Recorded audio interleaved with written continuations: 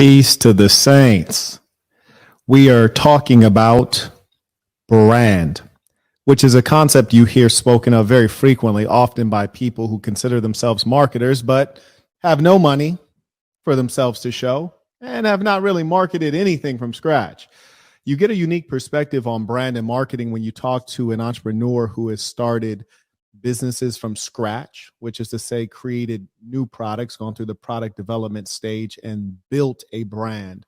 There's a different understanding. And even when you go to school, whether it's a business school or you take a certificate and you're studying marketing, you're often learning based on case studies for large corporations, developed businesses. Most of you will be starting with nothing. And so it's best for you to learn from someone who has started from where you're starting, which is zero. The most confused concept in brand is the idea that you can have brand before you have product.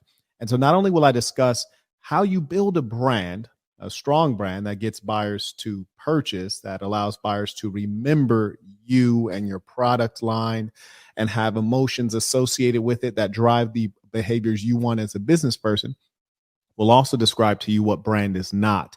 And that is just as important. I first want to thank those of you who support the work. May I acknowledge those coming in via PayPal? We have Rick came in via PayPal. He said, "Peace to the saints tuition." Peace to the saints. Thank you, Rick. Carry on. Okay. Appreciate it. Well, Rick, you are all the more appreciated. And this is one of those lectures that if you pay attention, this can actually color much of your future as a business person and even as an individual. For it is said often today that people have a personal brand. Steve said, "Peace to the saints." Marquette, it was a pleasure meeting you at the conference and glad I got to think and shake your hand in person like I said I would. Keep doing what you're doing and nothing less.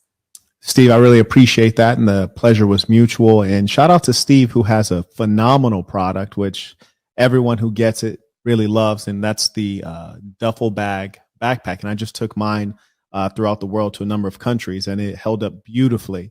You can get that at www.thesasn.com. Link in the chat. Link is in the chat. Black Kin said, "Peace to the saints tuition." Peace to the saints. Appreciate your supporting the work. As I say, show love to those who show love to you. Carry on. How do you build a brand? A brand has identifiers, which are things that point you back to this company that has this brand concept and has products underneath it. A brand has identifiers that involve sight, sound, scent, and taste. It doesn't have to have all of them, but surely it should have generally 3 or more. Sight. What are the colors of the brand? What's the logo of the brand? What's the font of the brand? Sound. What do you call that Nike symbol? Well, it's called the swoosh, the Nike swoosh. Sound. Is it Balmain or is it Balma? And the people who know how to pronounce it are really a part of the brand. The people who don't know how to pronounce it probably can't afford it on a regular basis. And that matters, the sound of the brand. Also, when we talk about brand sounds, when you go into certain stores, they're always playing music, and that is a part of the brand sound. There's also scent. For example, to my African Americans in attendance, you've probably smelled the scent of Kentucky Fried Chicken before. And it has a very specific scent. And in fact, I wouldn't be surprised if they pumped that smell out of the restaurant intentionally. And Church's Chicken has a different scent, and Starbucks has a particular scent, and scents are part of brands. I had a couple places at one particular luxury building, and they would spray their scent in their common areas. Taste. Taste is also a critical part of brand, which is to say, if you drank 2 Coca-Colas and there was a different flavor each time, well, it wouldn't be a Coca-Cola now, would it?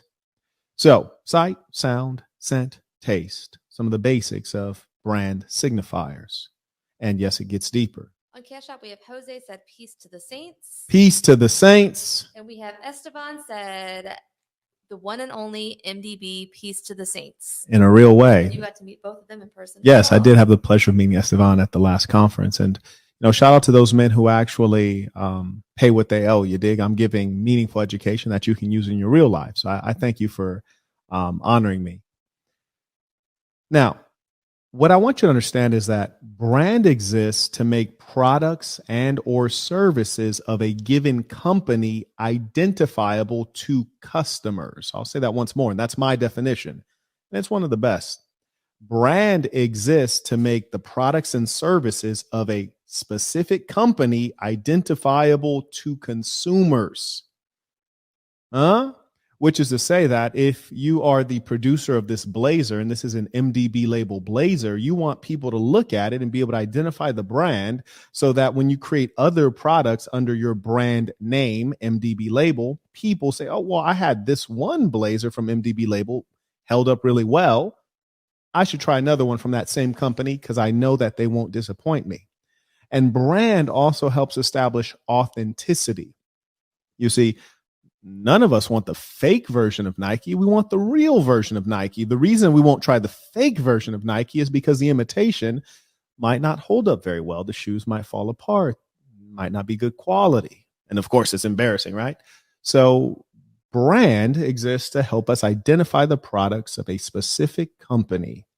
And brand helps us do that because they have certain identifiers that let us know this is the authentic, genuine article. Juwan said, hadn't heard from Bridget in a long time. Glad to see her back. She is appreciated. Peace to the Saints. Indeed. Peace to the Saints. John said, is photography business profitable? Should it be a personal brand or not? Everything can be profitable, but we must acknowledge that there are levels to things, especially in business, right? You have photographers who do the basics, wedding photography, things like that. And then you have photographers who shoot celebrities and might be a personal photographer of the president of the United States. So there are levels to all things. Generally speaking, do I meet very wealthy photographers? No. And there's the gentleman who does the series called Soft White Underbelly. He was a photographer, but he was also really in marketing, and he made his money from marketing. So you always have to ask yourself, what are you applying the skill to? The skill of photography, what are you applying it to? And so that's what I would consider. Secondly, when you say, should it be a personal brand or not? Generally speaking, there's some things that the person doesn't matter, and there are other things where the person figures prominently. Steve Jobs was very effective in leveraging his person to catapult the brand of Apple. Same thing with Elon Musk and Tesla. But I challenge that many of you could not name the CEO of Sony. You couldn't name the CEO of Ford. You couldn't name the CEO of a great many companies that are doing really well, like the CEO of McDonald's currently. So sometimes being too involved in the brand on an individual basis will only get in your way. Myself, there are certain brands that I have that I know individuals might not like me or my personal politics. So I remove myself and let them deal with the brand and those identifiers, not Marquette Devon Burton. We have some cash outs. We have Jonathan said, peace to the Saints. Recommended products for a beginner. I recommend low-cost products that, let's just start with low-cost products that you fundamentally understand. And when I say fundamentally understand, I mean like a cup. You understand cups. You understand the value add of a cup, what kind of cup you would buy, wouldn't buy. You see, the problem is either when you're dealing with a product that you don't fundamentally understand, which means that you aren't going to be able to improve it because you're still trying to figure it out. So you can't offer any innovation or improvement. Further, I say a low-cost product because surely you're going to make a mistake. It has been stated many times, mostly by fools, that 9 out of 10 businesses fail, which means for you to be successful, you might consider making 10 businesses. And so you're just practicing in the early stages. So you want to start a simple product. And lastly, you want to get expert advice to help you learn more quickly. So I would recommend you get a consultation with myself or maybe with Mark Pfeiffer or anyone else who can be of assistance. I do believe the link is in the description. And which conference footage is it that talks about products? Oh yeah, that'd be doing like the clothing size and yes, that'd be a brilliant place to start. Actually, Bridget, I'm glad you mentioned that. I believe it is conference 2. Actually, I'm certain it's conference 2. It talks about how to start a product-based business for $500 or less, and that'll help you understand the basics of entrepreneurship and product development, which is critical for you at this stage. And I would do that before getting a consultation. That's very low cost. I don't recall what it's priced at, but it's very low cost. And that's so that when you do get a consultation, you can go in a touch more educated. I will get that in the chat here shortly. We have Bobby sent a cash app. He said, peace and love to the saints. Bless the wisdom. Appreciate it. DeAndre said, tuition, peace to the saints. Peace to the saints. Joseph said, tuition, peace to the saints. Peace to the saints. We have Saifullah said, peace to the saints, overdue tuition. The first paycheck of my first job had to be used to pay my debt. Wow. Question. I'm 19 years old. What skills do you think I should learn to move out and live independently? Well, I'll tell you, number one, Mr. Khalid, if your parents have allowed you to wait until age 19 to get your first job, it is my opinion that they have not done you a service. That is extremely late. My first job was at age 13, and that was my first job in the formal economy. And before that, I had work in the informal economy. So 19 is far too late to start developing your work ethic and understanding of hierarchy within the context of employment. So you probably can't depend on your parents to push you to that level of excellence. And I don't care if the excuse is, oh, you got to focus on school. School will always be there, and you should be able to do two things, have two different things in your schedule, school and work. So I'm very suspicious of them because you should have started working a long time ago. And that's really disappointing. The good news is, though, you seem to be an honorable young man, and I congratulate you on getting your first gig. I also congratulate you on doing the manly thing, which is to pay what you owe. And I appreciate that. And so he writes, what should I learn to move out and live independently? What skills do you think? Well, remember, this is a very general thing. There are a multitude of skills that could allow you to earn enough money to move out with your parents, right? So you have to always think about yourself. And I don't say that in a narcissistic way, but rather I say it in the sense of, you probably have things that you're particularly interested in. And also you have skills that you have that others might not possess. And so those are the things that you need to sharpen up and make them marketable, turn them into things that people will pay you for. And also something I encourage young people to do. And if you're a member at patreon.com/the Saint in the Center, I have a video entitled How to Find Your Purpose. And I recommend you check that out. But I do understand that people often give bad advice, which is the following: follow your passion. That is untrue. And I know that for sure. You see, I know young men who are only seem to be passionate about playing video games and jacking off, and that'll never get you paid. Conversely, if you consider the things that people ask of you, what thing do you do at such a level of excellence that people request you to do it regularly? Those are the things they'll pay you for. The things that you enjoy, sometimes people won't pay you for those things. For example, I love rapping. People generally don't pay me to rap, so I realize that's a hobby, not a vocation. You must understand the difference. Thank you. As I said, product is the foundation of brand. It is very sophomoric to think that you can have brand before product, and most people start with brand because it appears to be easy. So they go out and buy the domain name, they buy the social media handles, they start to create a logo, and they believe that they have a brand when really they have nothing.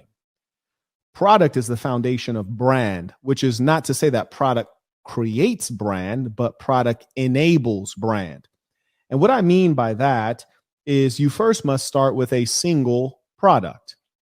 You might say, well, gee, Marquette, I have many ideas. Well, I bet you do. Lots of people have ideas, and ideas are worth exactly nothing. $0, in fact. Starting with a single product allows you to become a master of something. It allows you to display the kind of excellence or unique value add that will cause someone to pick up your product off of the shelf versus someone else's. That's why you start with one, so that you can do it well. That's step one. The other reason you start with one item is if you are seeking to develop something called brand. Well, brand has to be recognizable, meaning you have to be known for something. They have to be able to remember and associate you with a given thing. Could you really have a brand identity as Nike when they were first starting if you make track shoes, basketball shoes, hockey skates, and all these other things? No. When Nike first started, perhaps they just made one type of shoe, which was a running shoe.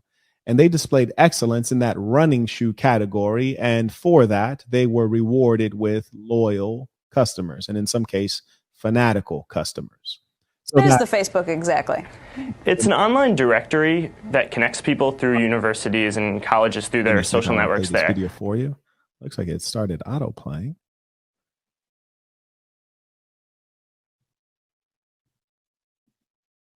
Here we are. Okay, I'm going to run that back.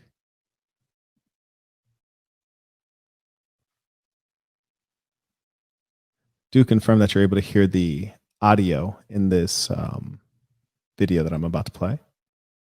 And this is going to my point of starting with one single product. And what you guys suffer in this age is that you're often dealing with incomplete information. So you will see very successful companies like, say, a Facebook or Meta, and you'll think, wow, it's such a robust technology. They have direct messaging, they have a wall, they have likes, they have video calling, they have voice memos, they have groups, they have all these different features, when in reality, the start of this company had none of the above. It was a feature bare product, also known as an MVP, minimal viable product. And here is Mark Zuckerberg answering the question of what is Facebook?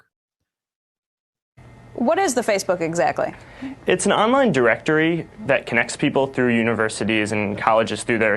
I'll run that back for you. What is the Facebook exactly? It's an online directory that connects people through universities and colleges through their social networks there. Okay, so please confirm that you were able to hear that after I turned on the speaker and that there was no echo. Bit of what we're doing here is testing audio. I have a epic roast coming up, and I want to make sure the audio is proper.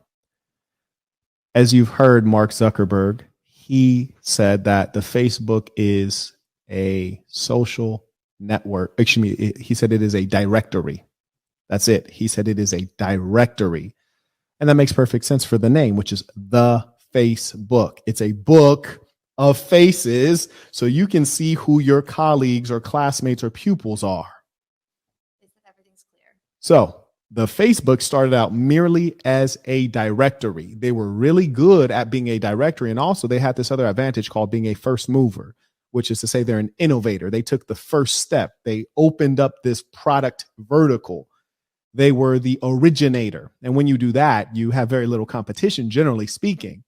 Now, in some cases, they were the originator. There were other technologies that predated them, like Black Planet, which was obviously siloed among the African American for the most part, and MySpace, which was a bit of a tacky creation. And, Facebook started in the university sphere. So they started very narrowly. Now they've expanded very effectively, but the lesson to you should be when you become good at one thing and you do it really well, that you get word of mouth. Word of mouth is a great form of organic marketing. Then people, i.e. customers, become clients, meaning they trust you and they trust your brand, which is to say, if you decide to do other things, they trust that you will be good at it. So when Facebook went from being a directory to having a wall and having likes, they said, we trust you to do that. We will continue using and try your new features. And then they went on to have groups and all these other things. People said, yes, you probably are going to be good at that. We trust you. And now Facebook is getting crazy. They're creating alternate universes, the metaverse, and they're creating tokens and cryptocurrencies, and people trust them to do those things because the brand is exceptionally strong. Hey, Robert said he's looking forward to the roast. We know sometimes YouTube does not alert people. So for those watching, what time is the roast today? 2 p.m. Pacific Standard Time. There will be a funeral. We have Too Much Moxie said, how do I build a brand around a very rare tea that is only grown in a specific country? It is a tea of all teas and has major health benefits. I feel I can corner the market if done right. I like that ambition. Certainly every entrepreneur must be very optimistic, lest you wouldn't get started and you surely wouldn't persist. So step one, you're talking about how do I build a brand? That's not step one. Pay close attention. Step one is to produce a great product. Get the great product in the hands of customers. Have the customers consume the product. The customers like the product. Now you have something called word of mouth. Word of mouth is when your brand begins to build. So all you really need, number one, is a name. You need a name for this tea. And I can advise you that the name should be a single word, hard consonants, very simple, easy to pronounce, an English word, because when you travel around the world, you'll find that English is the language of business. Even if you're in Poland or Hungary or China, you'll still find products called in English names, even if they're not English products. Conversely, if you find a Chinese company, you go around the world, they'll change the name of that product or company to an English name. They're not going to keep the Mandarin script.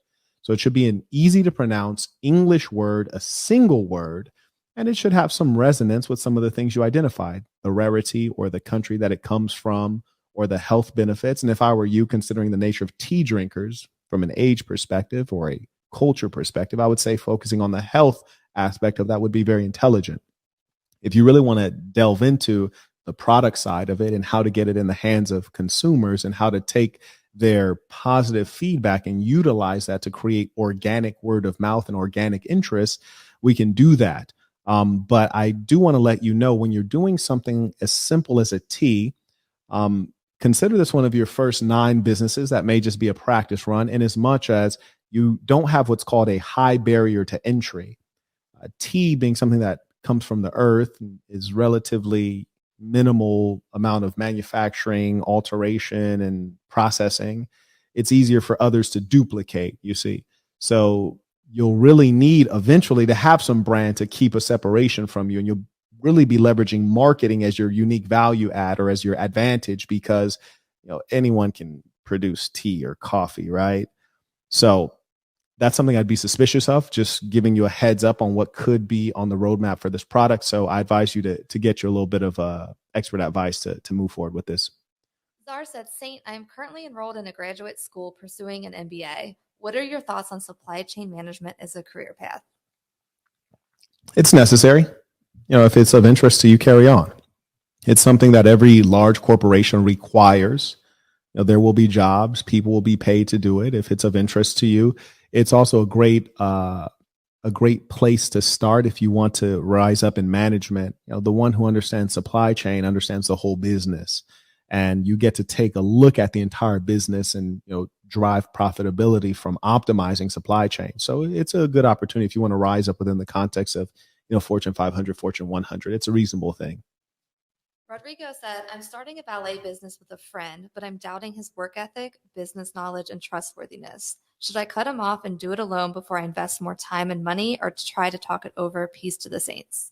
You should get out of there immediately. If you're having doubts right now, it's bad. Get out of there. And I want to let you know this is true of everything. This is true of personal friendships. This is true of romantic relationships. This is true of fill in the blank. Obviously, business partnerships, because here's the thing. In life, generally, things don't get better. They get worse. When you meet someone, they present you with their best side, and then things decline from there. So if at the start things seem ugly, they will become hideous. You must make your exit early, because if you were to stay in this business relationship, things would not improve. And what's worse is you're going to destroy both the business and your friendship. You don't want to lose both. So if I were you, I would exit right now.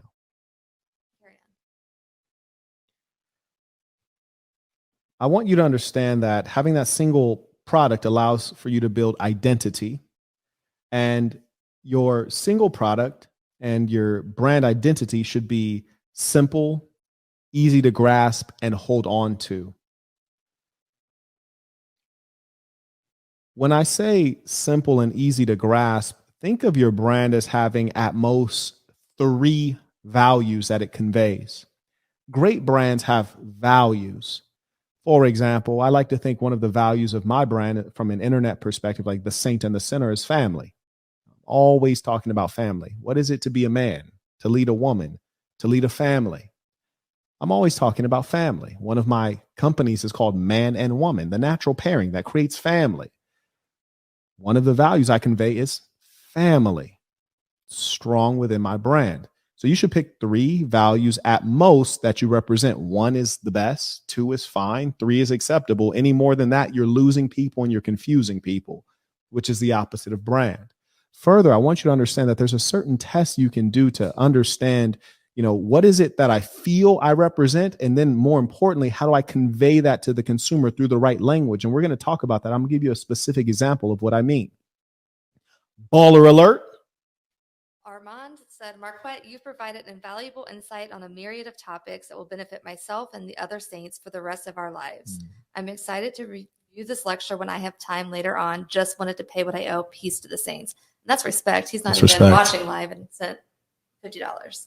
Man stuff right there. I appreciate that, Saint. And those words of compliment do mean a lot, because I know that there are those who will listen attentively and they will execute this diligently. And for that, they will profit. So I appreciate you, confirming that. It does mean a lot. And thank you very much for your support.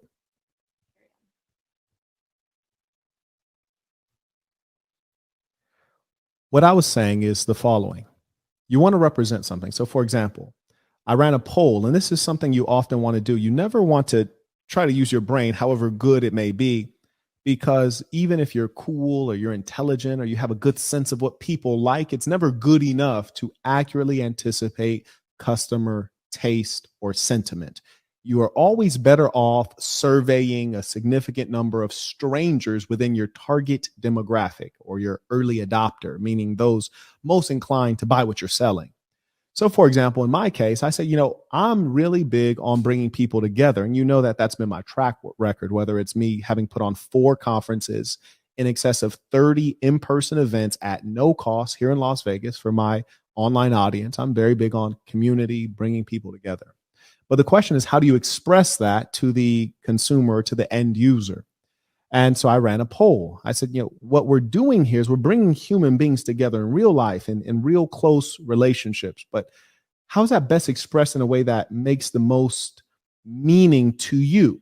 So I put up a poll. I said, which concept resonates most? Is it community, team, or family? Those are the 3 words that seem to express this brand value: community, team, or family.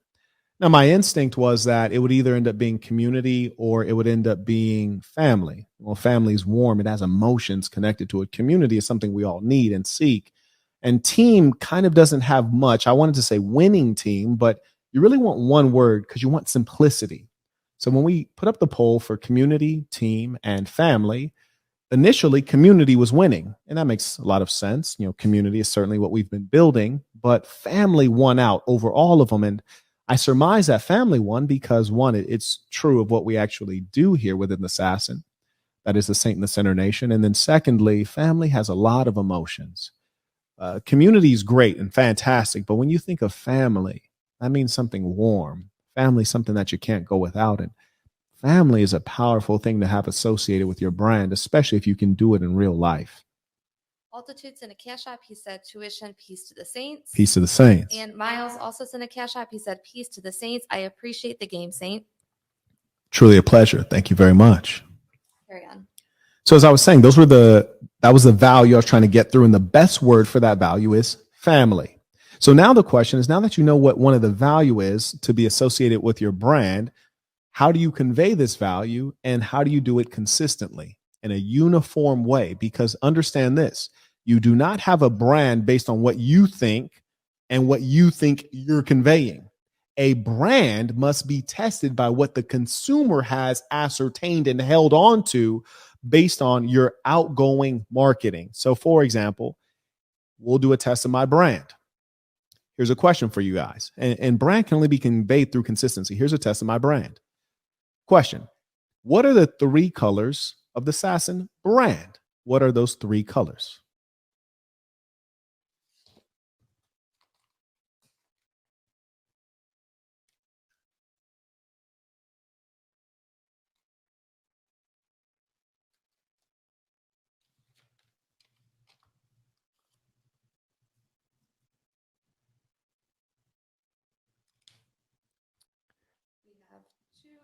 Three answers. Speak into the mic for me. We have 3 answers so far. They all said red, black, and white.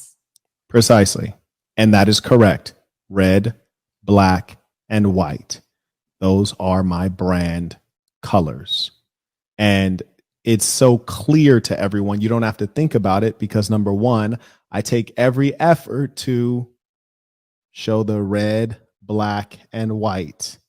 Red, black, and white. Red, black, and white. Red, black, and white. And we do not deviate from that. Yeah, sure. I like green's actually my favorite color in real life, but this brand is red, black, and white. But it gets deeper than that, Saints. I want you to understand it. It does get deeper than that because if you've ever worked in corporate, and some of you may have not had the privilege or you might be too young, but when you work in corporate, you'll get something called a brand guide. And a brand guide tells you what the rules of the brand are. So, for example, one thing that we don't do within the Sasson brand, and we do have a brand guide. I'll show it to you real quick. While you're pulling that up, we have Vontae sent $50. Baller alert. And he said, peace to the saints, tuition, church, giving us knowledge on a Sunday. In a real way. And we have fun stuff coming later, Vontae. Oh, you better believe it. Okay, what do you see on screen, Bridget? I see your brand guide. Is it maximize full screen? It's not. Okay, that hurts my heart. That's all good. Okay, so you see my brand guide. Oh, it was full screen on the little screen. Sorry. Yes. On the little screen. Like, oh, I see what you're talking about. yeah. Cool. So let me do it like this. Is it full screen now? It is, yes. Cool. So here's my brand guide. I want you to understand this is for a couple different things that I have going on. And my brand guide points out a number of things that you need to be aware of. So the brand guide has a couple different logos. The first one is what I call the text logo. It says the Saint in the center. It's spelled out. You have it both with the black font and the white font. You might ask yourself, well, Marquette, why do you have it with black and white font? That's because sometimes there are different mediums where the background might be white. So if the background is white, then the text can't be white. So I have to have black text so it stands out. Or if the medium that we're printing on is a dark background, then I have white text. And generally with your logos, you're going to want to be able to flip it between a dark color and a light color, right? So maybe a yellow and a blue, a light color and a dark color. And that's an important thing that a marketer understands. Further, you have the simplification of the Saint in the center text logo down to what I call the S logo, where it's just the S. Now, these logos can only be deployed in certain circumstances. I want you guys to understand that. Number one, I would never deploy just the S logo if I'm searching for exposure to strangers who have never heard of my brand. Why? Because what I want you to be able to do from a marketing standpoint, if you like what I'm talking about, or you like what you're seeing, or you like the product, you see this full logo that says the Saint and the Center, and you can type into a Google search, the Saint and the Center. And when you see that logo, you know you found the right place. Conversely, with the S logo, can you find my product offering? Can you find my website? Can you find anything with just the S logo? No, you can't find a thing. So I'm hyper conscious of when I use that logo. And that is not the primary logo. It's the secondary logo that I use with audiences that are already familiar and bought into the brand. Hope that makes sense. I think another example, I see your shirt. Are you caught up? Yeah. Okay. Well, we have Jose said, peace to the saints. Thank you. Peace of the Saints. And Zenaria said, peace to the saints. Peace of the Saints. Go ahead. The man and woman logo, that's kind of the same concept. You can't search. Exactly. Exactly. And another thing you have to understand with regards to brand, when you look at a brand guide, especially for certain companies, they're going to tell you what you can do and what you cannot do. Because if you do certain things, you will destroy their brand and people won't be able to recognize it because it looks too many different ways. So, for example, one thing we never do, and you'll notice this if you check all of our merch, you will never see our text logo on clothing. You will never see our text logo, our full text logo on clothing. Because number one, the Saint in the Center is not a clothing brand. It's not a clothing brand, number one. And number two, the text doesn't look good on clothing. It looks better if you just have the S or if you have the Janus logo. And that is a rule. We will never put this full the Saint in the Center logo on a t-shirt or anything like that. That is a brand rule. Your brand must have rules. Further, generally speaking, we use a black background. We will almost never use red as a background color. We use red as a highlight color. We use white as a primary text color, and we use black as a background color. Further, here's another brand I have, which is mdblabel.com. You'll see this MDB logo.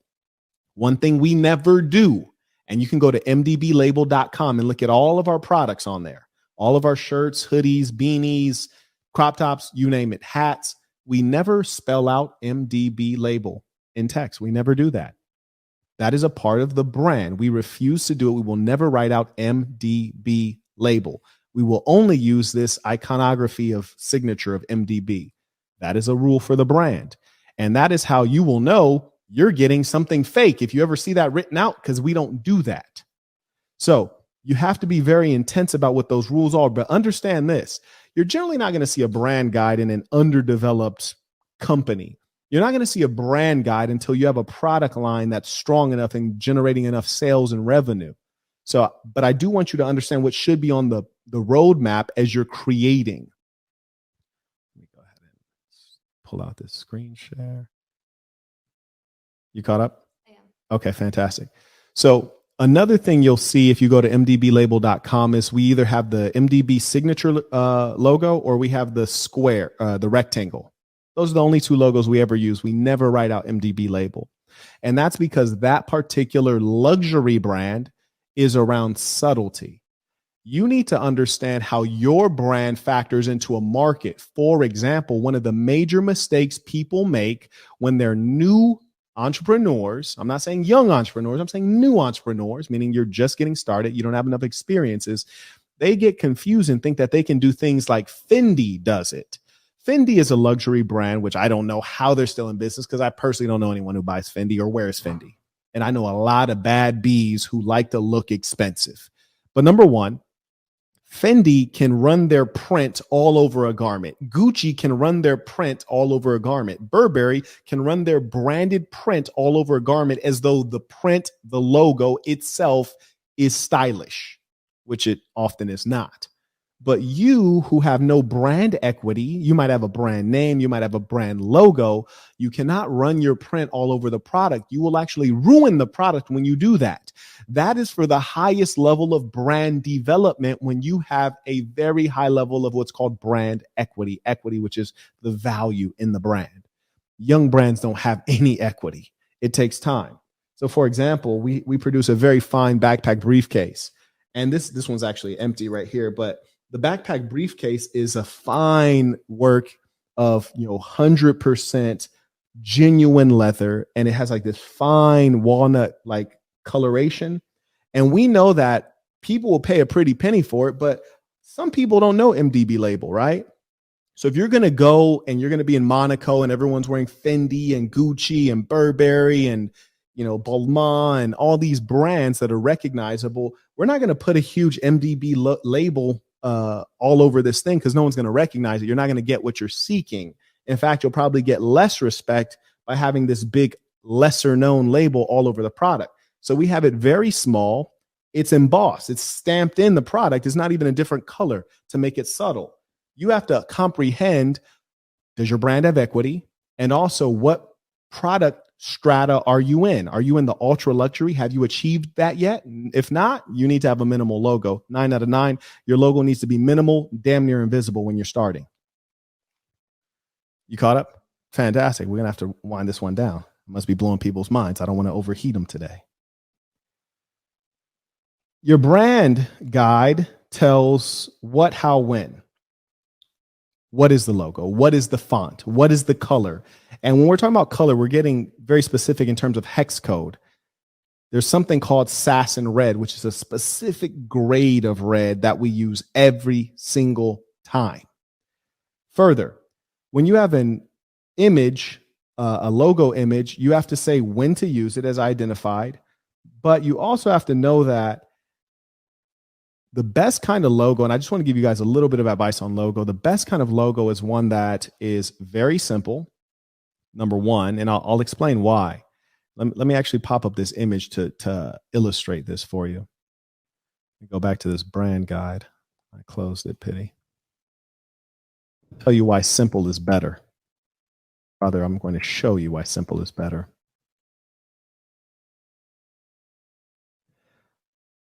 Okay, so on this brand guide right here, if you look at the Janus logo, those of you who know my brand, you know what this is. This is the saint and the sinner posture. But those who may be newer to the brand and they just look at this logo and might not be terribly sharp, I heard someone say, "Oh, this looks like a guy wearing headphones." And so, as you can see, this area of the nose to the chin, I guess he thought was the protrusion of a headphone ear speaker. So he looked at this and thought this was a figure wearing headphones. I guess the figure's doing this wearing headphones. And I can see that. And that's when you know you've had a failing on the part of your logo. You can never really blame the consumer. You can only blame yourself for not having simplicity and clarity. And so that is a shortcoming of that logo. I further say that to say this: your logo should generally be one color. It should be one color so that if you need to change the entirety of the color, you can do that without degrading the visual appeal of the logo. That's number one. Number two, it should generally be a line icon. A line icon is something in the order of the Fila logo or the Nike logo, something hyper simple. And those are the iconic brands that are easy to convey. Look at the McDonald's arches. It's basically the shape of the letter M. It's a line icon. That's the kind of logo you should have. Neil said, "Hey, Marquette, hope all is well. I'm a new member on Patreon. Thanks for your knowledge. First tuition. Peace to the saints." Wow. And shout out to Neil. I've seen Neil on IG, by the way. Put my IG in there for the folks who don't have it, because I always like to be able to, put names to faces. Neil, fly, young man. I feel like I recall Neil had got the Handsome Hustler shirt a while back. Speaking of IGs, Oliver says he saw you on Snoop Dogg's Instagram post today. You appeared momentarily with the "I wouldn't take that level of disrespect." Yeah. I was looking for it. I couldn't find it, but oh yeah, your boy's everywhere like air, in every place like space. But shout out, I appreciate that saying. Every time you guys hear that, definitely make sure you post my name, because it's like they don't want to acknowledge. They ain't giving credit out here. Hey, Robert said, "Hey, Marquette, when did you start making real money in tech? I've heard you say before that you were already making six figures in your early 20s. Number one, you have to, as a businessman, I encourage you to always think with, always be specific. And that generally means to use numbers. And when you say something like six figures, for example, six figures could mean hundreds of thousands, or it can mean like 900,000, which is a significant gap. And we saw this yesterday. I posted a clip from the Saint City podcast. A young lady said that her body count was in triple digits. Well, that can mean 150 persons. That can mean 800 persons. And those are significant gaps. I hope it's not 800. Good Lord. But that's number one. And then number two, one thing you've heard me say repeatedly to people is, what I do doesn't have much to do with what you do. And when you start minding others' business too much in a bad way, it causes you to maybe sometimes feel inferior, which could be crippling, or it causes you to compare yourself to others. And this tampers with your happiness, when at the end of the day, the only person you have to compare yourself to is the person you were yesterday, and try to be a better person tomorrow than you were today. That's the chief goal of all of us. And progress makes people happy, just taking a step forward. So it's not terribly relevant, what I did or what anyone else did.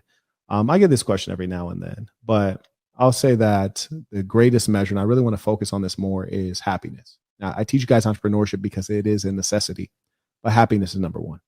Robert said, "Peace to the saints. I appreciate that's high-level content. I've been working hard on my brand. Will having an office in downtown Nashville or any big city level up one's brand?" So if you're talking about your personal brand for who you are, maybe, probably not. Who are you? What's the product, right? So if you're talking about a legitimate product that you have, maybe. Certain products, you have to have customers, investors, collaborators come in, and it matters where you are. It matters which car you pull up in. But many products, that's not the case. So I would not do something like that just for appearances. Often we're concerned with image when really we have to be concerned with substance. Substance is going to carry you through a lifetime. Image might get you a couple quick wins. So if I were to move into downtown, it would be because of convenience, because there's higher quality people there, because it's more expensive to live. You're around the business class. Public transportation is better. I would move to downtown for networking and things like that, but not to look a certain part. Carlos sent $50. Baller alert. He said, "Peace to the saints. Missed these teachings." Indeed. Indeed. And I'm caught up. Thank you. Right. Donovan writes, what's the measure of real money anyways? Right. That's what I'm saying. That's why I say numbers are important, because real money is a subjective matter. And I also want to point out to you that you hear people often say they're a millionaire and they're generally not speaking of cash. When I say millionaire, I mean cash. Like, I think it's best when you say millions, you should be talking about dollars. But most people are talking about a mix of assets and cash and things like that. Not that I'm advising you to keep that much money in cash, but the truth is, in my experience, if you're a single person and you're clearing six figures, you don't have any children, any major responsibilities, you live very well. And so I would say that that's real money, where you don't have to think hard before you make a decision. Thank you. Carrying on. Let's see.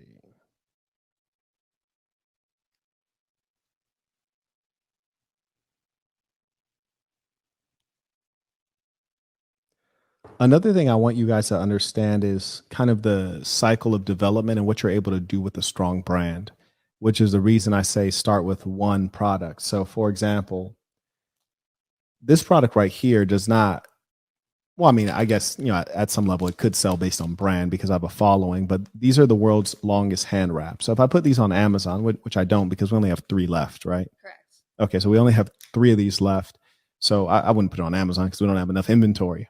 It's the longest hand wrap in the world. And the reason that this product is going to sell is because if you've ever boxed or done MMA or trained for long periods of time, the skin on your hand is going to start, peeling off or rubbing off from the impact, or your hands will start hurting from the impact of the heavy bag.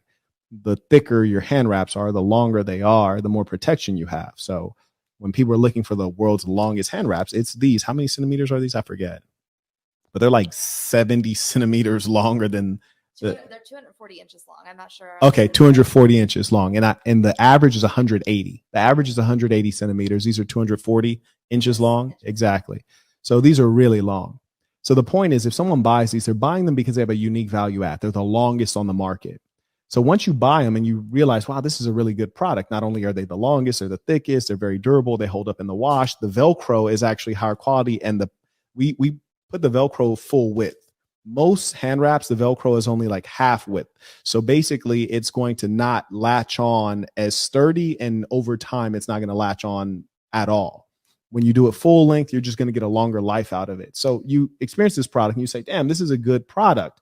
Then you look at the brand after you like the product and you say, the Saint in the Center, oh, well, what else do they do? I trust that they make good products. So then you might Google it, and then you come up to the website, sassenbrand.com, and you see that we make these running belts, and you trust us to make this purchase based on your previous experience and the equity in that brand that grew from product. That's why I always tell you that you have to start with product. No one bought these because they're called the Saint in the Center hand wraps. They bought these because they're the world's longest and they want their hands protected. They bought this because it was produced by the Saint in the Center. So understand that is the development of how you leverage brand and then eventually move into other products. So what I'm saying is that you start with one successful single product. Then you create what's called brand equity. Then you begin with your new product offering, and you repeat that cycle as you expand.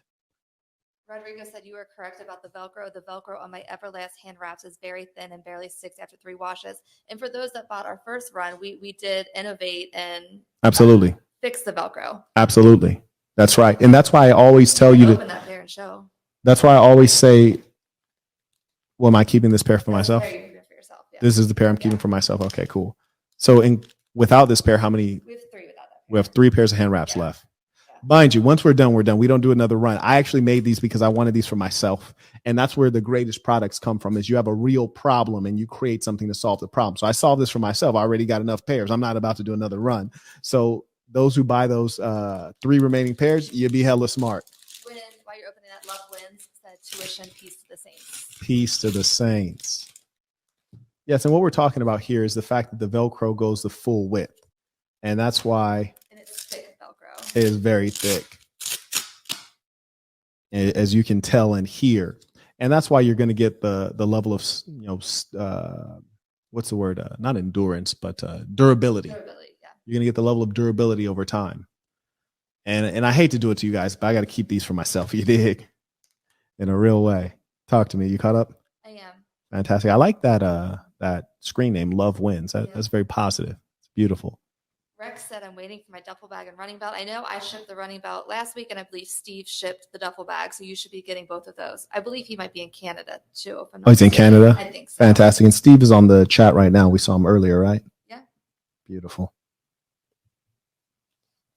And when you're branding something, you have to, it's worth hiring experts. I just want to give you an example of a time that I hired an expert, because especially if you maybe grew up poor, you tend to be too thrifty, and that can be an expense itself. Wow. Somebody sent me that quote. Being too thrifty can be an expense itself. Someone sent me that quote. That is knowledge right there. And what I mean is this. I had a tech company that started off, it was called the Smarty Pants app. Smarty Pants app. Well, Smarty Pants makes sense. It was in the educational technology vertical. So Smarty Pants and education makes sense. But Smarty Pants is 2 words. Shorter is better. So we evolved it to the Fletch app. Just Fletch. 1 word. Fletch. What are those syllables, right? 1 syllable. Smarty Pants. 3 syllables. So we went from 3 syllables to 1 syllable, which is much better. And with this new name, Fletch, I didn't think of that myself. And you do need teamwork to make the dream work. It is worth hiring experts. I hired an expert named Chip. He's a designer. All he does is make things look beautiful, improve the functionality. He does what's called UI UX, user interface, user experience. And of course, as a designer, he has trained taste. He creates logos, he creates names. And he came to me. He was only hired to do a reskinning of my app, which is to say to improve the user interface and user experience on the app. But he said, Marquette, your app is called Smarty Pants, and that sucks. And I know, because this is what I do. As a CEO, I hadn't hired him for that, so I could have said no, thank you. But as a CEO and a boss, I knew that my best move would be to utilize his expertise, because he is superior to me in that area. And you should know that we are all someone's inferior in some area.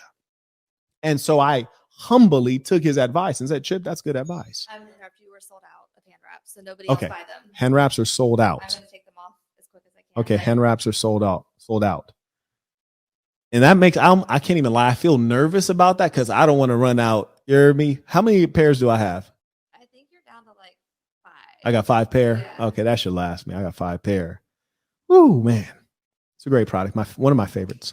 Anyways, so I took Chip's advice. I hired an expert and I listened to him, which is the most important thing. That doesn't say that as a leader, you have to yield to every person because they have a title, a degree, education, or some prestige. But it says that it's wise to be humble enough to hear someone out and to respect when they know more than you do. And he did. So that's the number one thing I want you to understand. Now, at this stage in life, I am like Chip. I am really good at branding. I am really good at identifying a name and targeting a market and creating brand identifiers and brand meaning and brand story. And that's because I've been in so many different verticals: software, technology, hardware, backpack, briefcase, running belts, hand wraps, all the things you could name, cologne, and the list goes on. So practice is a teacher, but when you don't have practice, hire someone who does. What I want you to understand is that the mistakes of the novice are seeking to develop brand before product, and they generally do that because it's easier. And remember, the things that are easy to do are not the things that pay the most. The things that are easy are not the things that pay.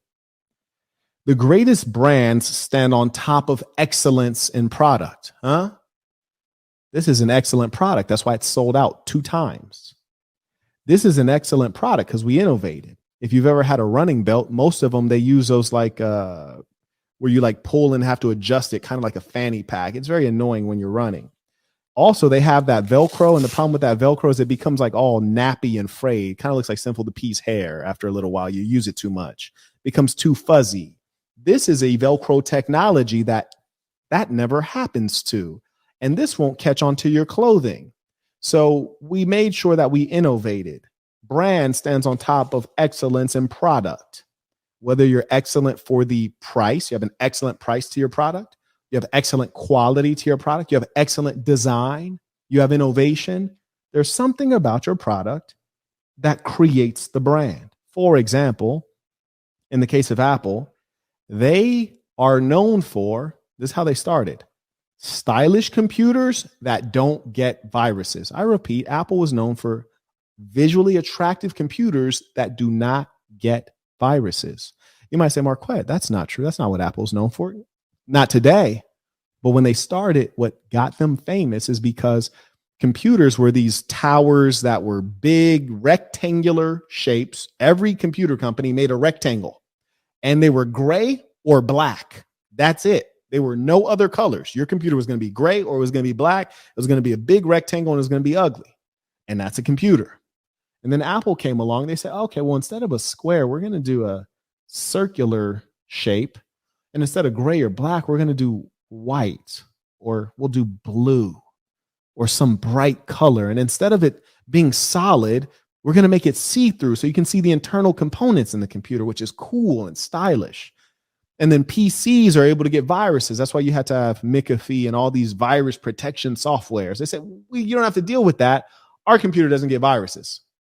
And that's what they were known for, stylish computers that don't get viruses. That was our unique value add. Simple. Then Tesla, cool, fast electric cars. Because let's be real here, before Tesla came along, electric cars were extremely weird. In fact, I think if you were driving what's the fruit mobile called? Toyota Prius. If you were driving a Prius, people look at you like, this guy might guzzle Skittles. They didn't look at you normally. They kind of looked at you with suspicion, like you were a half of a man, because the car didn't make any noise and it's shaped like a jelly bean. And mostly white girls from Southern California drive them to Whole Foods. You couldn't be cool with driving a Prius. I'm trying to save gas money. Sure, buddy. You don't need that much gas money because your gas tank is already filled up with sugar. That's how people would look at you until Tesla came along. And then all of a sudden, driving electric was cool. And not only was it cool, they go really fast. Rex said one product he wished he'd purchased was the Saint instead of reflective windbreaker. Right. People love that. Right. He's been around for a while. Yes. He knows that. Yes. Yes. That was one of those classic ultra limited run products. Yeah. Very limited I've been run. trying to bring it back. Yeah. Yeah. I like limited run products. I like that I missed out feeling. Okay. RPE said, hey, Marquette, I met a girl who I have great chemistry with. She did admit to me that she got arrested when she was younger for underage drinking. Damn. What do you think? Is that too much of a red flag? Peace to the Saints. I'm going to take some more data on her. I'll tell you this. It is a bit of a red flag in as much as we know she was being egregiously irresponsible, because the truth is underage drinking is very common and people rarely get arrested for it. So her true crime was not underage drinking. It was probably underage drinking mixed with stupidity and greater levels of irresponsibility, because especially if she's a white girl or she's a middle class girl, she was probably able to do this within a reasonably affluent or confined environment.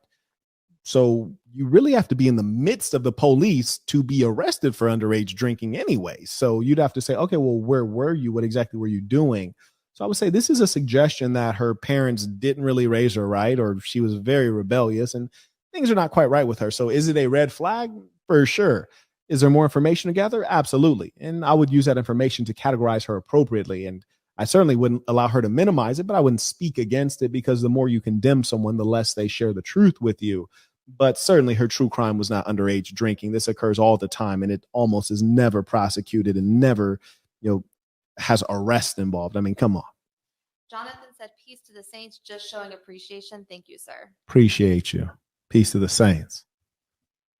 Marcine said, peace to the Saints. I'm currently in South America exploring farms and factories. Are there natural resource product ideas, example, coffee, herbs, etc., you would recommend for online distribution? No. Profit margins are going to be lower.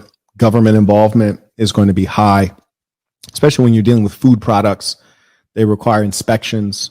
They require transportation, shipping. So when you're actually in that country and you're looking at this commodity, that level of involvement, you're usually doing B2B. You're selling your coffee to a retailer, and B2B requires significant experience. So I would not recommend any of what you're talking about for a variety of reasons. Carry on. Thank you.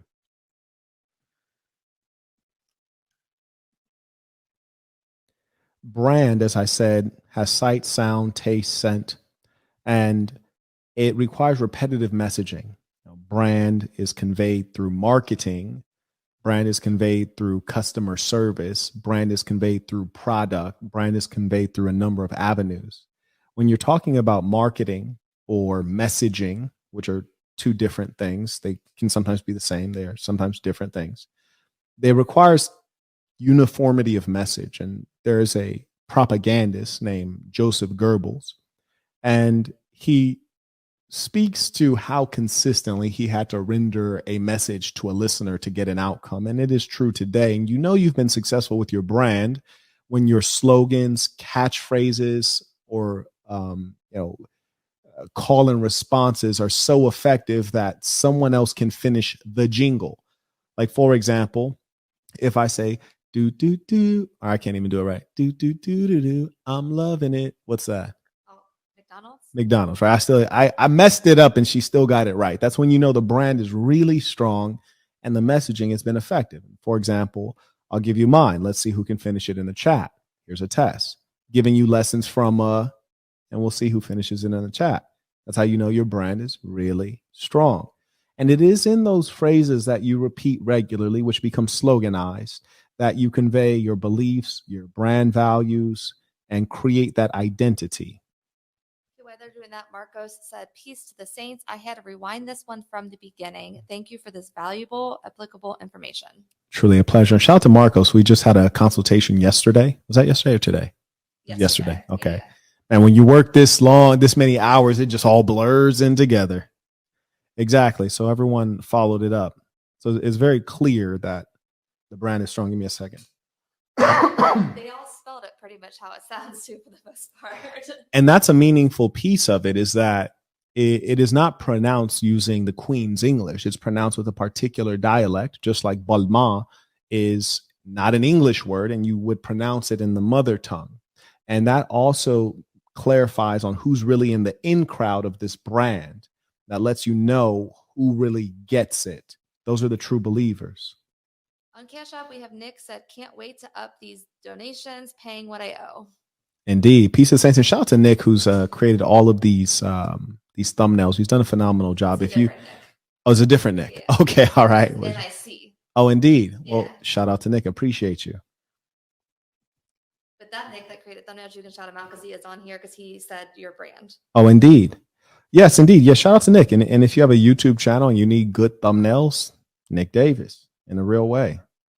I always say, be good to good people. And you have a good video editor as well. Shout out to Justin. The video editing is crazy. And if you tune in at 2 p.m. Pacific Standard Time today, you'll get to see one of his masterworks. It's a video he edited for this roast. It's going to be very informative. I was very impressed. Yes, he does good work. Yeah. And, it's beautiful when you can do business with good people, people whom you have positive friendships with, people you feel that family feeling with, and they're also men of integrity. So they're worthy of doing business with. I say be good to good people. You dig? Surround yourself in wealth and beauty. Joel said, peace to the saints. This is a great topic, paying tuition. Peace to the saints. And thank you for supporting the topic, because it lets me know which things you want to hear me speak on. Carry on.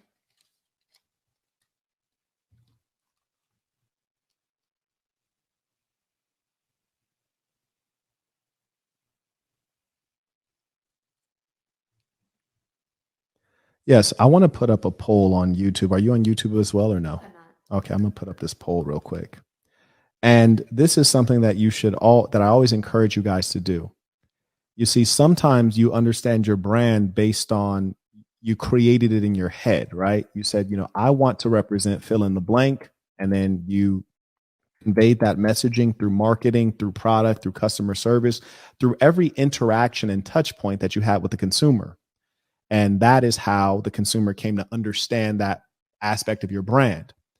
In other cases, you exist, right? You do what you do, and the consumer draws certain conclusions and perspectives about your brand, authentic perspectives. And you want to respect that. And you want to figure out how to properly package that and then distribute that messaging and that reality to people beyond your initial customer base. So, for example, one thing that is important to me that I believe I represent on the YouTube sphere is authenticity, being yourself, being who you really are. And that's what I encourage all of you to do. I have that 3-sentence Bible: be yourself, be good to yourself, be good to good people. But I ask myself, what is the best way in a word to convey that value? Is it truth? Is it morality? Is it spirituality? Or is it authenticity? And so I'm going to put up a poll real quick, if it'll allow me, because I want to hear what you guys think is the best word for that as we convey that to the outside world. Is it truth? Is it authenticity? Is it morality? Is it spirituality? While you're doing that, Firstborn said, yeah, do more of these types of videos. And Donovan did let him know there's a lot more of these videos on Patreon. Indeed, a lot of business videos on Patreon. Absolutely. And in addition, all the conferences go deep into business. And we've had 4 conferences to date, and we have some new conference footage coming out soon. We have truth, spirituality, authenticity. Is there another one? Truth, spirituality, authenticity, morality. Okay. Which concept? Powerful. The most powerful, most accurate. And so I just posted that in the YouTube chat. And so you can go ahead and vote and vote on that for me. Is it my truth? Is it my authenticity? Is it my spirituality? Is it my morality? Which of those things expresses well what we do and what we should seek to convey to the outside world? And I'm not about to guess on that. You see, the worst thing that you can do as a business person is try to guess at consumer sentiment, consumer taste. You should never do that. You're never intelligent enough. You never have enough Fingerspitzengefühl, which is what the Germans call like fingertip feel. You don't have that. It would be arrogant to think you have that. Only beginners try to think on what people might be feeling. KJ Smooth said, peace to the saints. I'd appreciate your thoughts on hiding your assets and companies in a trust. I've heard so-called experts say, own nothing, control everything. I'll tell you that Missouri has some really unique advantages when it comes to trusts and other legal financial entities. Certainly, these kinds of entities are state specific as well as country specific, which is to say that you don't have to do all these things in the United States. So the best thing I can advise you on is to do a little bit of preliminary research and then talk to an accountant and a lawyer in certain states. And let me bookmark Missouri as one of them for you to look into. There's certainly pros and cons, but I'd say Missouri number one. And then number two, you always have to ask yourself, well, for what purpose am I doing this? And from whom am I trying to protect the asset? Is it from a spiteful, vengeful ex-wife, or is it from the IRS? Is it from the government? Is it from a FBI? Like, what are you facing? And based on that, that's how you're going to protect your assets. Thank you.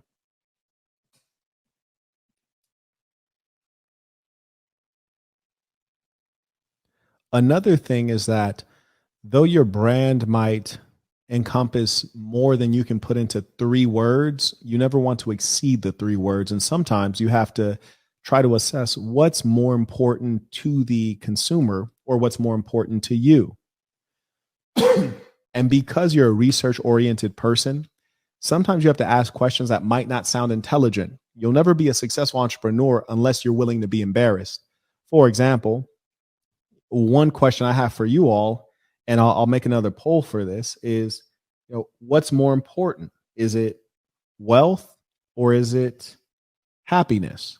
And you might say, Marquette, those are not opposite things. I agree, they're not opposite things. But the question is, if I have 1/3 value that I want to really focus on, is it wealth or is it happiness? Do I want to speak of wealth? How do you make money? How do you build wealth? Or do I want to speak on happiness? How do you master consistent happiness? How do you drive good feelings? You see, because it might sound strange to say that wealth is more important than happiness. That might sound strange, but I rarely hear people talk about happiness. I frequently hear people talk about wealth. So that's one piece of data. The other piece of data is when people kill themselves, it's not because they're not wealthy, it's because they're not happy. So the consequences of not being happy could be fatal. But all the same, I put that question to you because I don't assume that I'm smart enough to know the answer. Looking at the poll right now, and please go ahead and cast your vote if you haven't on YouTube. I know we're trying to stream to multiple sources right now. Well, and Donovan made a point. He's like, there should be as many votes as there are people watching, just like likes too. It's the same. Right. It's the same thing. Yes, indeed. And that lets me know that, we still have a lot to do in terms of growing the soul of what we do. In as much as, I did not do this to become famous or to be a YouTuber or an influencer. I find those terms to be embarrassing, truth be told. I would never tell someone like I'm an influencer. I think that sounds silly. I did this to grow men and grow powerful societies where people can live in civilization and be happy and not have to worry about not having safety, where people don't need free healthcare because they can afford healthcare because they're men who can earn for self. So I teach you to have a saintly nature. Is it not saintly to click the like button? It costs you nothing. It's something easy to do for you, costs you nothing, and benefits someone else. And I advise you that anytime you can do something that is good for someone and costs you nothing, you should always do it. It benefits you. It's actually in your self-interest. So as far as the like button goes, you should already smash that, especially if you haven't paid tuition. It's the least you could do, as my time is not free. And also hitting that poll is something very easy to do. And right now, the interesting thing is that truth and authenticity come up very neck and neck, like 39% and 38%, truth and authenticity. You just said that that's neck and neck. Will's said truth and authenticity is equally as important to me. I almost look at them as the same. Right. There you go. And if I went between the two of them, I might err toward truth because authenticity is a longer word and harder to spell. You see how simple that is? But when you're calibrated on how to think about these things, you make decisions like that. You say, okay, well, they're similar in rating, but everyone can spell truth, Truth. I had to damn near sound out authenticity like I'm in the second grade. I'm over here doing hooked on phonics just to spell the word. So that's how you should be thinking about things.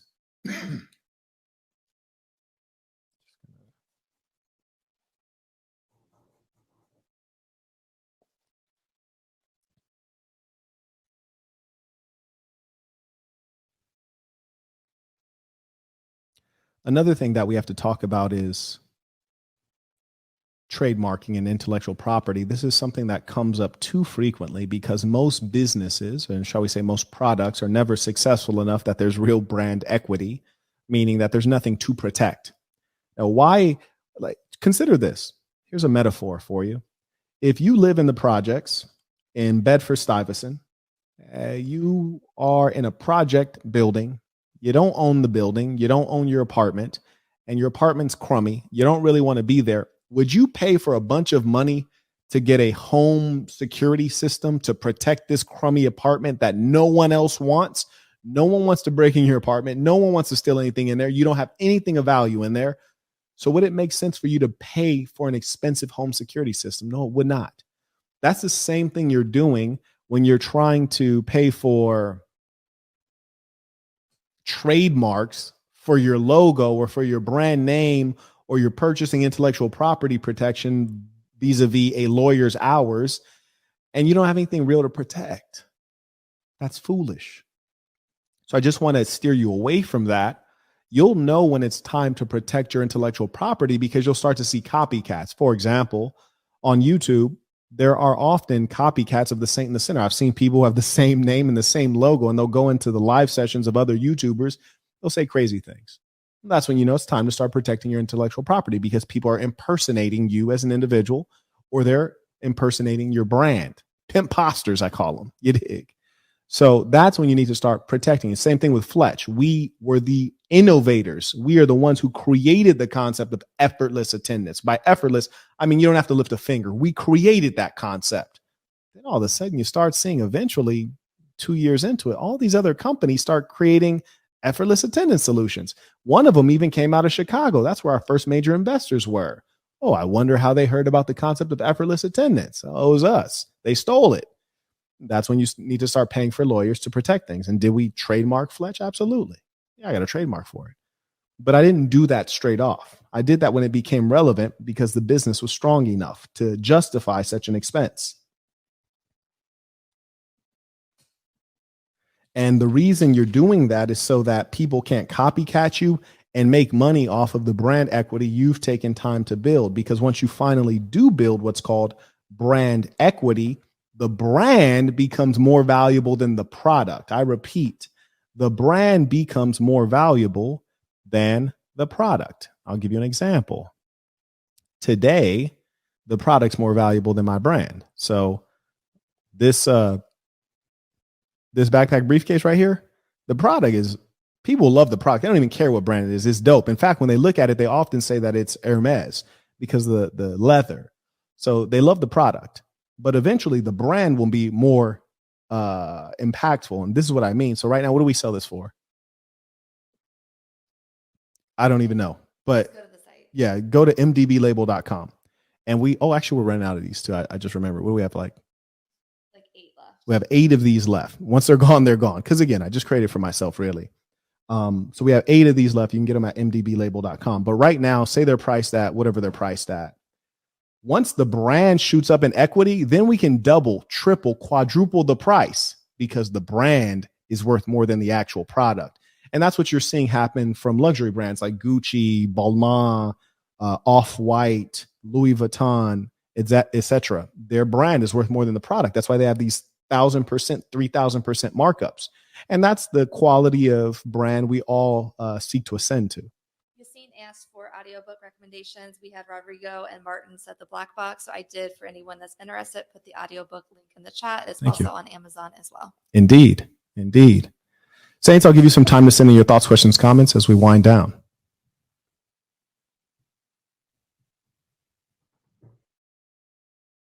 Yuma said that bag is so cold. Women stare at it. One Russian woman even complimented me on it.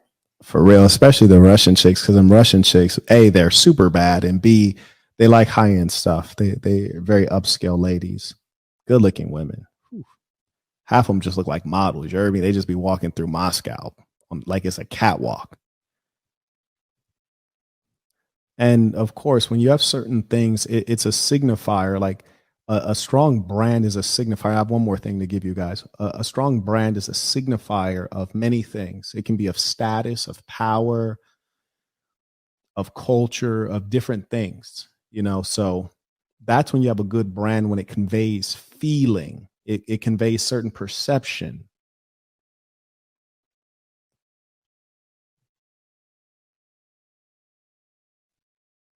Let me go ahead and give you this other piece. And this will really cap off your understanding of brand right here. While you're doing that, Wills said, "Peace to the Saints tuition." Peace to the Saints.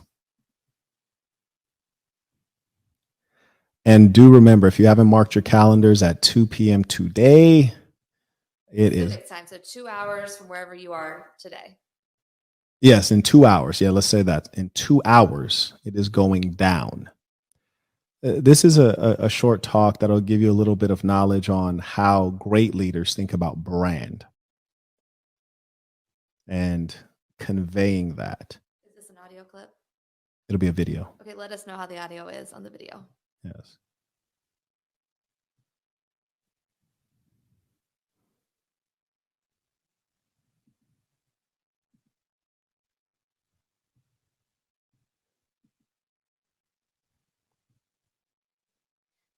Before you start, we have Fun Guy said on PayPal, "Peace to the Saints and greetings to you, big homie. I hope you're doing great. I've got 2 questions for you, sir. In light of Andrew Tate being banned, how do you plan on protecting yourself from being banned? And if you do get banned, how do you plan to continue spreading the ism?" That's question 1, I guess. Mhm. By the way, I can't seem to turn on the friends and family method for paying my tuition. So my apologies for the inconvenience. Perhaps it has something to do with me living in Zimbabwe. Well, number one, shout out to the Saints in Zimbabwe. I look forward to one day making it through Zimbabwe, as I am fascinated by the history. I've been quite close to Zimbabwe many times. In fact, close enough to take a bus. So I do appreciate your support. And the second question, if I were to be banned, which I don't anticipate I'll be banned at the level that Andrew Tate was banned, because the truth is, in his effort to go viral, he said a number of things that were outlandish and in some cases just scientifically untrue, objectively speaking. And I don't think that should be the grounds for being banned, but the leftists will take any opportunity they can find to destroy their enemies and to cancel people and destroy freedom of speech. But I don't say things that are outlandish on the level to where I think it would warrant such a thing. But again, with our enemies, we can never assume any good qualities in them now, can we? If I were to be banned, the best way for the message to continue being delivered is for the members who are on patreon.com, because I can't be banned from patreon.com because essentially I'm paying to be on patreon.com. YouTube, I'm not paying to be on YouTube. I'm not paying to be on Instagram. Facebook is a free service, but Patreon, I'm paying to be on Patreon. And for that reason, we have a higher level of freedom of speech. I've never gotten flagged on Patreon. So the members will always be able to get the content, but also the most important thing is that, you know, we also have Saints here in Saint City, you dig? And so it's a real live movement. It's not an internet thing like the red pill. It's a real live movement. And for that, we're building structures, and we actually are coming up in a couple months. We're going to have, I haven't found the proper term for it, but essentially, you know, kind of like some warrior training for the Saints, and you dig? So we're going to have them coming out to Vegas, and we're going to run them through that. It's going to be a 2-day experience. And so we're taking all of the precautionary steps today. As I teach, the Master Sun Tzu states that victory is to he who is superior in pre-engagement calculations. That is to say, what do you do before the war starts? And I'm preparing for the war today. I'm preparing, in fact, for this to be a nation today. Okay, Craig on Cash App said, peace to the Saints tuition. Peace to the Saints. Yuma said, I have my first boxing match in November. Any tips you have for preparing besides boxing training, cardio, and sparring? Yes. Number one, don't fight in a weight class that is not comfortable for you. If you watch my previous fights, you know why. It's just so exhausting. And number two, remember that if you're not fighting first on the card, you don't know when your fight is going to start. So make sure that you're physically loose, but you've not overworked yourself, and make sure that you calm your nerves and relax, because when you're waiting for your boxing match to start, there might be 5 fights ahead of you. They might all end in the first round. You sat down for 10 minutes. Now it's time to fight. Or you might sit down and have to wait 3 hours for your fight to start. And that anticipation is unpleasant. So make sure that you get your mind set to where, hey, I do this. I'm a fighter. I'm well practiced. And when it's time to go, I'll be ready to go. And also, if you have a trainer, don't let him overwork you before the fight. I've seen people go into their fight exhausted. Like they start round 1 and they're already exhausted. So make sure that you're warm and loose and you're mentally relaxed.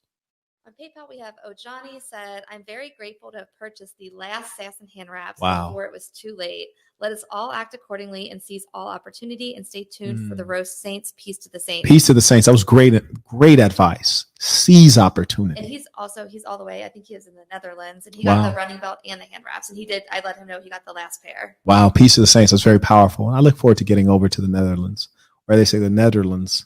I think that's how they say it. Neofani sent a Cash App. He said, peace to the Saints, paying tuition, and question in the chat. I do not see the question yet, though. Okay, yeah, go ahead and pop it back up. And shout out to Neofani. The same was at conference 2. And as I say, you know, this is something we do for real, in real life. And that is why, you know, that aspect of truth is always there in what we do within the Sasson, because people see me in real life. They see how I interact with people in real life. They see my real lifestyle, not internet stuff. And so it's really a pleasure to know these men by name and face, and I've shook their hand. It's a different level. It looks like Mitchell just wrote only 6 backpack briefcases left now. Get it before it's gone. Oh, Mitchell, wow. Did you order 2 of them? It looks like he may have ordered 2. Oh, wow. He going, He said from 8 to 6, so I think he might have ordered 2. Oh, wow. Okay. Yeah, you guys better make a move. I remember there was one Saint in the UK. What do you order? 5? Yeah. Order 5 of them? Yeah. Cats are making moves out here. I can't blame them. You ended up having a consultation with him too, I believe. Indeed. Yeah. Indeed. Oh, yeah. So let's hear from this gentleman who has some meaningful insight for you. Oh, Ricardo Ricardo, he's the gentleman that was at the conference. He just got Ricky. He just got a back. Okay. Very successful gentleman in real estate. Mhm. Yeah. Ricardo. Okay. Carrying on.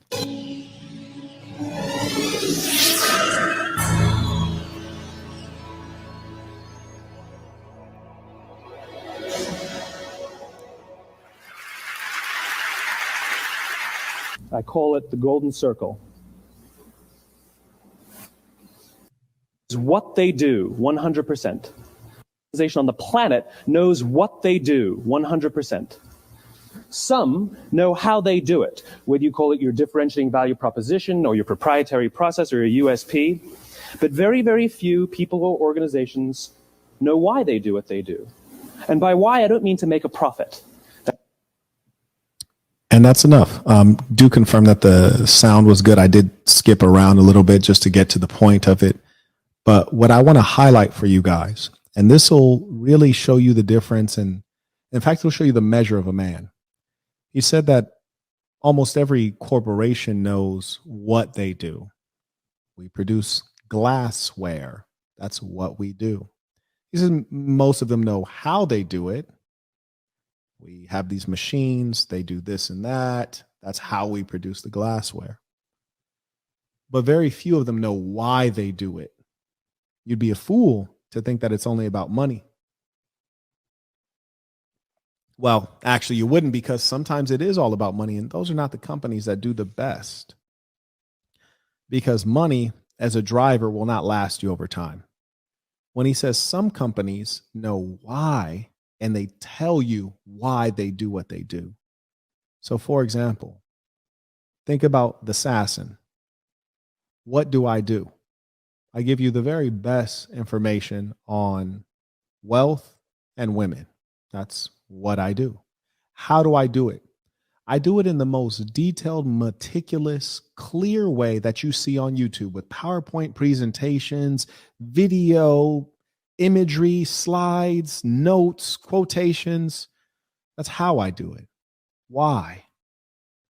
Well, why I do it, why I teach you about wealth, is because I grew up very, very poor. And I always felt as though I deserved more than I had, but I was born into a circumstance, you see, meaning that I didn't earn the circumstance I was born into. I didn't earn my father being in prison when I was born. I didn't earn my mother being on crack cocaine. I didn't earn hard living. It was a circumstance. I had to work to get out of that circumstance. And I found it to be such a bad, objectionable thing that I don't want anyone else to spend any extra moment in poverty that they don't have to be there. So that's why I teach you this, so that you, on your own merit, can work hard and get up out of poverty. That's why I teach you that.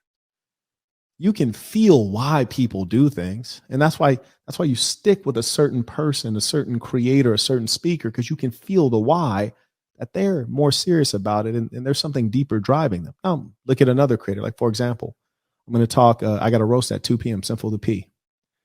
What is he teaching you? It's gossip, talking about other YouTubers, talking about his criminal activities. So what is he teaching you? How to be a criminal? How's he doing that? By babbling with his camera turned off because he's on the run. He's just babbling. That's how he does it. Just talking. No imagery, no PowerPoints, no notes, no organization, no outline. Why is he doing it? For money. For money. That's clearly why. Not adding any deep value. So over time, what happens is you'll see a Sinful the P is going to plateau. The Saint and the Sinner is going to keep going, because the why is strong enough to drive me, and it's strong enough to drive you, because you have a story. And what I'm telling you is this all culminates in story for a business. You're marketing the brand, which is the what. What do we do?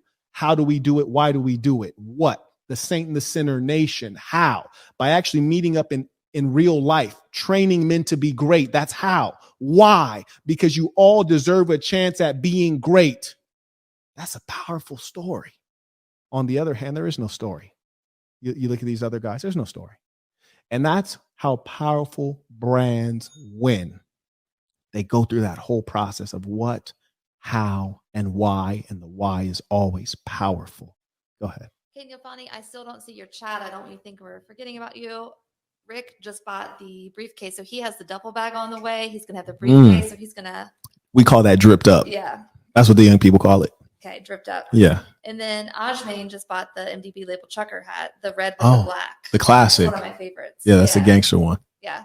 And then we do have a $50 cash app Baller alert. from H. Manuel. He said, Okay. thanks for the class on branding. Indeed, you're very welcome. And I do want to let you all know that I would bet my life you could go into any Ivy League, sit down for, we've been on here for an hour, 30 minutes, sit down for an hour, 30 minutes. You will not get this much practical information on branding. I promise you. And I've been in the Ivy Leagues. And in fact, I've taught in the Ivy Leagues. I've lectured in them. You won't get this. Sometimes because they don't know, other times because they don't care. They like that. Donovan said we need to clip that. And Mitchell said comes back to conference 3, talk about a dream versus a plan. Let's go. OH, he sent a PayPal earlier. He said, yes, sir, I'm out here. He's the one in the Netherlands that Okay. bought the last pair of hand wraps. He said, I won't be able to get that Bentley leather backpack briefcase, but I will not walk around empty handed. Purchasing the YP backpack briefcase Shout very soon. out. Shout out to Preston. Peace to the Saints. Indeed. And, shout out to Preston. He's produced the backpack briefcase in black, and you can get that at thesasn.com. It is more affordable as well. And, I welcome you all to support people like you. And again, back to that truth piece. The truth of who I am is I tell you, I'm here for you. I tell you, you don't get mine, go get Preston's. And it's on my website. I could have easily produced this in black. And I actually have, but I just didn't put it out because I want Preston to be able to win. And also shout out to Mitchell McCauley. I saw before we got on the live someone that bought his jab journal at thesasn.com. I think someone bought one during the live too. So No kidding. He said that he's going to have stuff ready to ship Monday. So if you want to buy a jab journal, Mitchell can get it shipped out Monday. There you go. We all caught up? I am caught up. Fantastic. I'll allow you all some time to send in your thoughts, questions, comments, tuition as we wind down. And I'm excited because it seems like the audio video is impeccable. Yeah. Ooh-wee. I can't lie. Sometimes you have to be of war. And I do enjoy catching a body. I cannot lie to you. There's just something about it.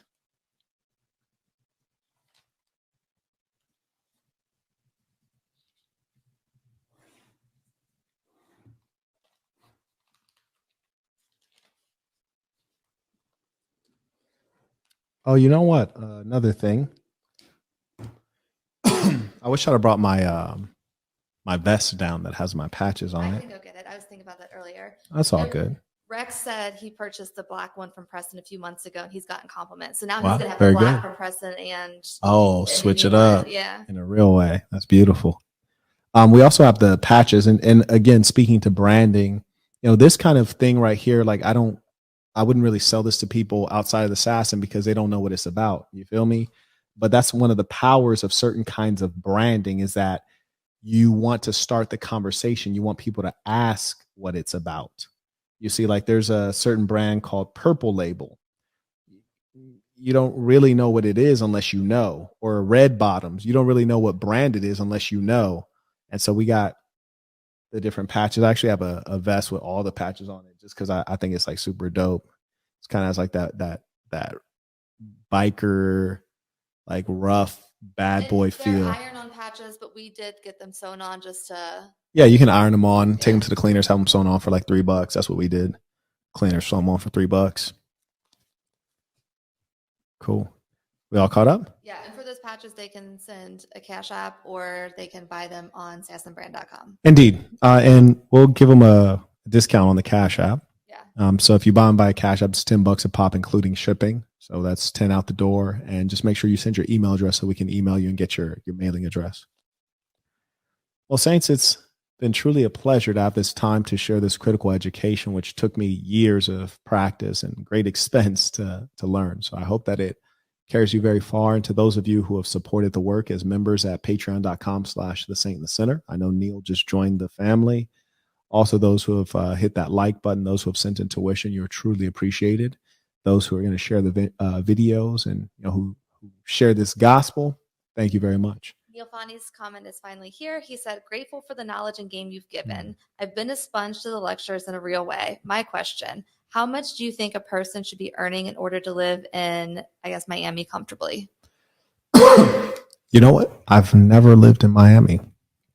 And the truth is that it's not about necessarily if you live in Miami, it's about how you want to live in Miami. There are certain places like Los Angeles, Miami, Las Vegas, major cities. You know, there's a certain way you want to live when you're there, right? You know, you could live in Miami, you could live in Los Angeles and live average and live modestly, you know, for $5,000 a month. So, you know, if you're raking in $60K per annum, you should be fine. But when you're in a place like Miami, there are a lot of, you know, pretenders and a lot of people who like to floss and show off. And so people living in Miami are going to want to be pulling in 150,000 so that they can drive the big cars and they can show up and get a bottle at the club. And if that's your thing, then you're going to want to be in that 150,000 plus range. But if you just want to be in Miami because of beautiful weather, the beautiful women, and you're an easygoing person, I think that is not radically different than any other major city. And there is cost of living calculators you can look at and compare your city. I've helped a lot of people relocate. Right. Agree. You can Google cost of living calculator. Neil Fani also said, do you have top 3 countries that a young 25-year-old should visit if money wasn't an issue? Well, it depends on what you want. So countries offer different things. Like, for example, if you went to the Kingdom of Morocco, it's really foreign. And the neat thing, even though it's one country, it's radically different. If you go to the northeast to Oujda, it's radically different than the southwest, which is Agadir. And you'll be dealing with Arab culture, French, Berber culture, and so much in between. So if you want a foreign experience, you'd go to Morocco. If you want to see a bunch of bad bees, you might go to Rio or the La República Dominicana or Colombia. If you want women who might be more marriage quality, you might go to Addis Ababa, Ethiopia. If you want a woman who's marriage quality, but you can actually get her out of the country more easily, you might go to Poland. So it depends on what you're seeking. Carry on. Fantastic. It has been carried on. So let us end with our tradition, the Creed of the Assassin. Repeat after me with full conviction, knowing this is true of you. The Creed of the Assassin. I'm going to be who I truly am because I am remarkable, and I'm going to strive every moment to show the greatest part of who I am. Until next time. In an hour and 20 minutes. 1 hour, 20 minutes. The casket drops.